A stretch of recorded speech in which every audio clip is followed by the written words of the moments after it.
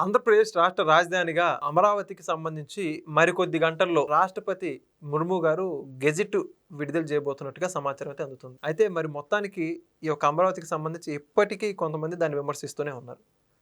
ఇదే అంశానికి సంబంధించి పూర్తి విషయాలు తెలుసుకోవడానికి మనతో పాటు ఉన్నారు తెలుగుదేశం పార్టీ ఎస్సీసీఎల్ ప్రధాన కార్యదర్శి అయినటువంటి ముల్లంగి వెంకటరమణ గారు. సో నమస్కారం అండి. నమస్తే అమ్మా. సార్, ఇప్పుడు చూసుకుంటే మరికొద్ది గంటల్లో భారతదేశ రాష్ట్రపతి ద్రౌపది ముర్ము గారు ఆంధ్రప్రదేశ్ రాష్ట్ర రాజధానిగా అమరావతికి సంబంధించి లోక్సభలో మరోపక్క రాజ్యసభలో ఆ బిల్లు పాస్ అయిన విషయం అందరికీ కూడా తెలిసిందే. మరికొద్ది గంటల్లో రాష్ట్రపతి గారు కూడా ఆమోద ముద్ర వేసి గెజిట్ ఇక చట్టబద్ధ వచ్చేసినట్టే ఇంకా అఫీషియల్గా కూడా. ఇప్పటికీ అమరావతి గురించి విమర్శిస్తున్నారు, దానికి సంబంధించి ఏ విధంగా చట్టాలు మారుస్తామని చెప్పేసి ప్రలోభాలకు గురి చేస్తున్నారు, దాన్ని ప్రచారం చేసుకుంటున్నారు కొంతమంది అమరావతికి సంబంధించి. ఈ అంశం గురించి మీరు ఏమంటారు? చంద్రబాబు గారు మొన్న ప్రత్యేక సమావేశం ఏర్పాటు చేసి శాసనసభలో బిల్లు ఆమోదించేదానికోసం శాసనం చేసినాడు. అవునా? శాసనం చేసి పార్లమెంట్కి పంపించాడు.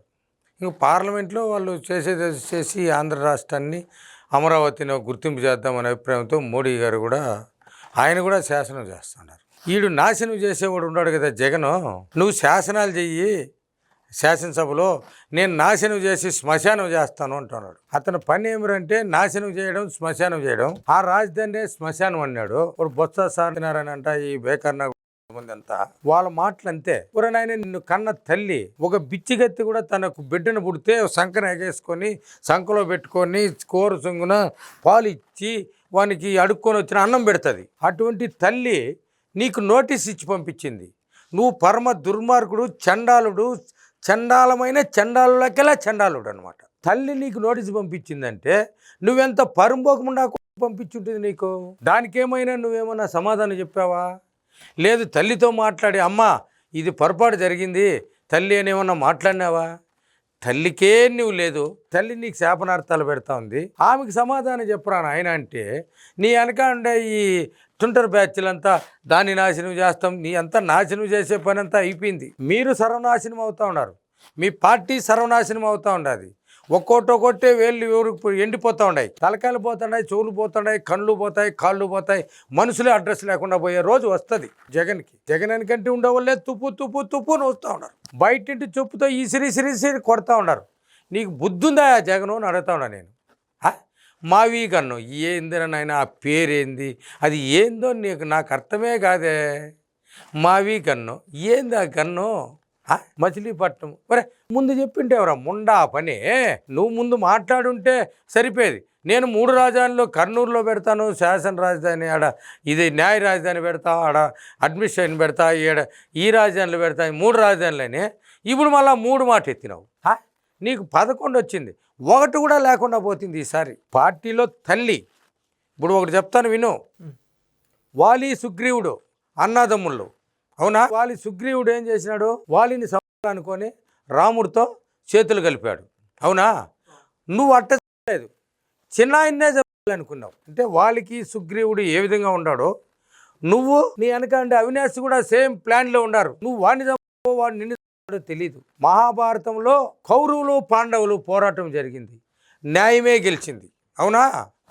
పాండవులు గెలిచారు, కౌరవులు ఓడిపోయారు. అసలు ధృతరాష్ట్రుడి చరిత్ర వింటే ధృతరాష్ట్రుడే పెద్ద రాక్షసుడు. దుర్యోధుడి కన్నా బలమైనటువంటి చండశాసనుడు ఎవరంటే ధృతరాష్ట్రుడే. దుర్యోధుడు మంచోడు. దుర్యోధుడు మంచోడే కాబట్టి శ్రీకృష్ణుడు రాజసూయాగం చేస్తూ ఉంటే అతని ద్వారా పంచమన్నాడు. అతని ఎత్తి పంచుతూ ఉంటే ఒక దోషుడితో పోస్తే 10 దోషులు వచ్చేస్తూ ఉన్నాయి. అటువంటి వాడు దుర్యోధనుడు, అవునా? దుర్యోధనుడు ఎందుకు చేస్తాడు? తన తండ్రి వల్ల. నువ్వెందుకు పోతావో? నీ తల్లి వల్ల. జగనో నువ్వు నీ గురించే చెప్తా ఉండేది, ఎవరి గురించో కాదు. పాండవుల చరిత్ర విను, రామాయణం విను. లక్ష్మణుడు ఉన్నాడు తోడుగా, ఉన్నాడా? శ్రీరాముడికి యుద్ధం చేయించాడు రాముడు. నీకు సొంత చెల్లి లేదు, సొంత తల్లి లేదు. ఎంత పరంబోకోడైనా తల్లి బిడ్డను యొక్క సపోర్ట్ చేస్తుంది. ఇదే తల్లి విజయమ్మ నీకు నోటీస్ ఇచ్చి పంపిందంటే ఎంత దుర్మార్గుడు అయింటే నువ్వు.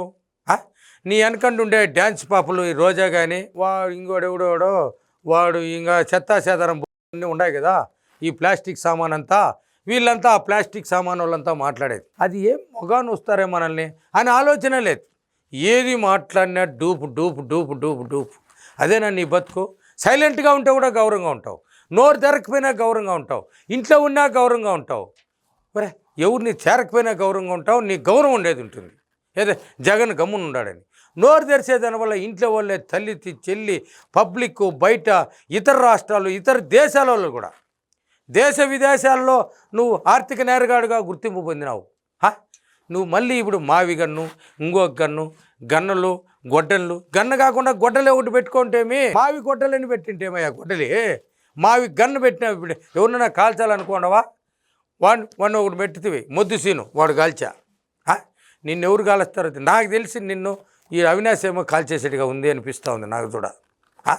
అదేదో జరిగితే తప్ప ఈ రాష్ట్రానికి మంచి జరగదు. మీరు అడిగినట్లు రాజధాని శాసనము ఇదంతా నిలిచేది కాదు. ఖచ్చితంగా ఇతని వల్ల ఏమీ కాదు, ఏమీ చేయలేడు, ఇతనికి ఏమీ లేదు. 000 రాష్ట్రపతి ఆమోద ముద్ర పొందింది. ఇంతకుముందు లేదు, నోటిఫై కాలేదు. శాసనసభ మాత్రమే అక్కడికి పంపించారు. మాటలతో జరిగింది. పార్లమెంట్లో బిల్లు పాస్ అయింది, రాజ్యసభలో బిల్లు పాస్ అయింది. గవర్నర్ యొక్క ఇక్కడ రాష్ట్రపతి ఆమోద ముద్ర కూడా అయిపోతే దాన్ని నేను చించేస్తాను అంటావు. ఎవరు చించేది? కోతి దగ్గర ఇస్తే ఏం చేస్తుంది? కోతి చించేస్తుంది. కుక్క దగ్గర ఇస్తే ఏం చేస్తుంది? కుక్క నోట్లో పెట్టుకొని కసపోతుంది. దాంతో సమానమైన వ్యక్తిగా నిన్ను ఈ రాష్ట్రపతులు గుర్తిస్తూ ఉన్నారు. త్వరలో నీకు శాంతి జరుగుతుంది, బుద్ధి చెప్తారు. రాష్ట్రపతులు ఇప్పటికే 11కి ఇచ్చినారు, 00కి ఇస్తారు. నీకు నాశనం స్టార్ట్ అయింది. అక్కడ శాసనము చేసినారు, నువ్వు నాశనం అయిపోయేది గ్యారంటీ అని చెప్పేసి రాష్ట్రం నేను కాదు మీ వైసీపీలో ఉన్నటువంటి అనేక మంది సీనియర్ నాయకులు జూనియర్ నాయకులు అందరూ కూడా అంటూ ఉన్నారు, ఈడో చెత్తముండా కొడుకుని రాష్ట్రంలో తెచ్చిపెట్టి గబ్బు అయిపోయినామని. అయితే ఇప్పుడు మరి చూసుకుంటే కొంతమంది జగన్మోహన్ రెడ్డి చెప్పిందని ఇంకా సమర్థిస్తున్నారు ఆ మావి గన్ను గురించి వాటన్నిటి గురించి. అంటే చెప్పా కదా, ఈ ఇరిగిపోయిన ప్లాస్టిక్ డబ్బాలు ఈ బకెట్లు ఇవి ఉంటాయి కదా ప్లాస్టిక్ సామాను, ఈ వేస్ట్ క్రాప్ మనుషులు మాట్లాడుతూ ఉంటారు. ఈ బుర్రలే నాకు వాడు ఇంకెవరు వేరే పార్టీలోకి రానిరు.